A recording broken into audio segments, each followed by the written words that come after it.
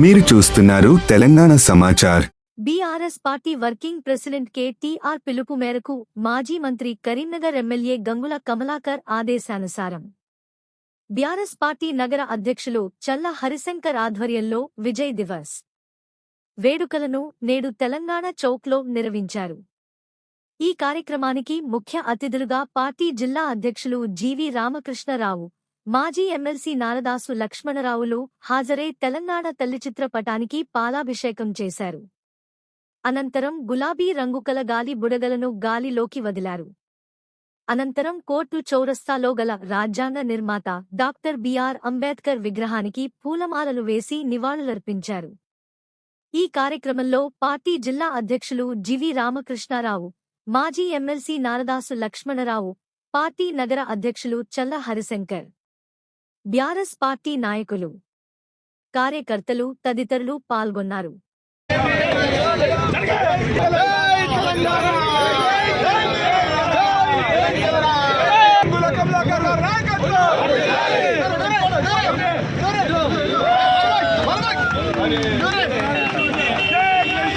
కారణం 29వ తారీఖు రోజు కేసీఆర్ గారి దీక్ష ఏదైతే త్యాగం చేసిందో ఆ దీక్షకు పరిష్కార మార్గంగానే ఆ రోజు కాంగ్రెస్ పార్టీ ప్రభుత్వము డిసెంబర్ 9వ తారీఖు రోజు తెలంగాణ ప్రకటిస్తామని చెప్పడం జరిగినది.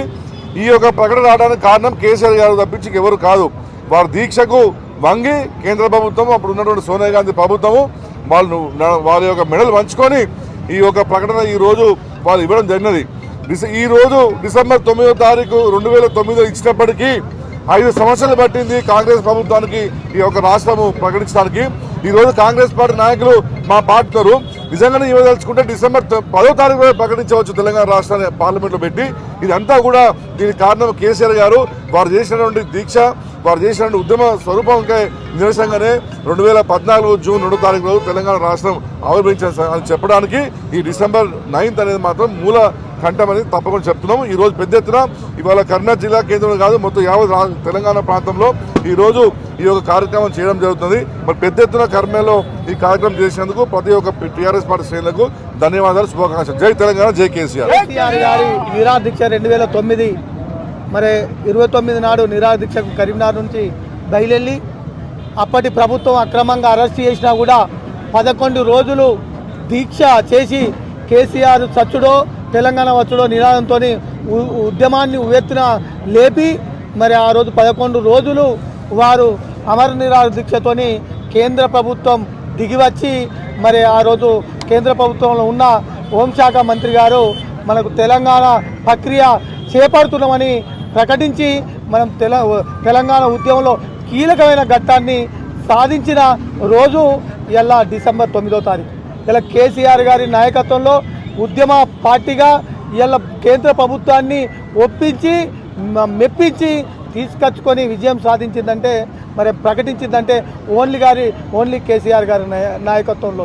మరి వీరు ఆనాడు ప్రకటించి మోసం చేస్తే ఎంతోమంది అమరులు మరి త్యాగం కూడా ఆ పాపం కూడా కాంగ్రెస్ ప్రభుత్వాన్ని, ఎంతోమంది విద్యార్థి అమరులైనందుకు కూడా కాంగ్రెస్ ప్రభుత్వం కారణమైంది. మరి ఇవాళ 9వ తారీఖు నాడు ప్రకటించి 5 ఏళ్ళు మరి వాళ్ళు ఆపినందుకు కూడా మరి పోరాటం చేసి మళ్ళీ 2014 జూన్ 2 వరకు కూడా పోరాటం ఆపకుండా పోరాటం చేసిన నాయకుడు మరి కేసీఆర్ గారు.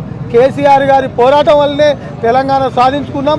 కేసీఆర్ గారి నాయకత్వంలో ఎంతోమంది తెలంగాణలో ఉన్న ఉద్యమకారులు పాల్గొని ఇలా ఇది సాధించుకున్నాం. కాబట్టి ఆ క్రెడిట్ మొత్తం కూడా ఓన్లీ కేసీఆర్ గారికే దక్కుతుంది. కొందరు తెలిసి తెలియని మరి కాలితో మాట్లాడుతున్నారు. అది ప్రజలందరికీ, తెలంగాణ ప్రజలందరికీ ఎవరి ఏవట్టి సాధించడమో తెలుసు.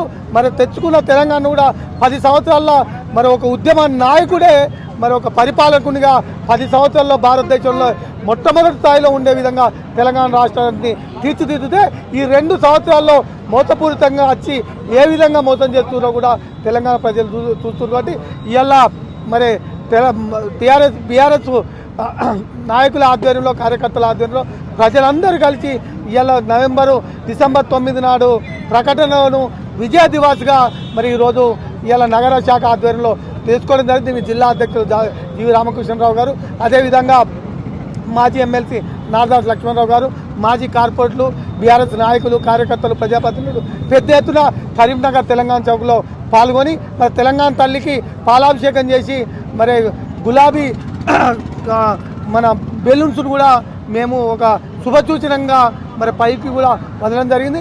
ఇక్కడి నుంచి అంబేద్కర్ మరి ఆర్టికల్ 3 ప్రకారమే తెలంగాణ సాధించుకున్నాం కాబట్టి మరి అంబేద్కర్ గారి మరి విగ్రహానికి కూడా ఈరోజు మేము బీఆర్ఎస్ పక్షాన బీఆర్ఎస్ ఆధ్వర్యంలో వారికి పూలమాల కూడా వేసేందుకు వెళ్తున్నామని తెలియజేయబడినటువంటి రోజు.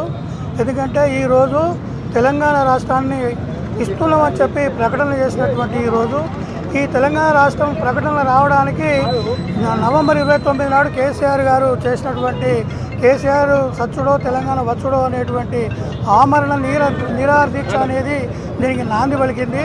11 రోజుల దీక్ష తర్వాత కేంద్రం దిగివచ్చి మరి తెలంగాణ ప్రకటిస్తామని చెప్పడంతో కేసీఆర్ గారు దీక్షను వినిపించడం జరిగింది.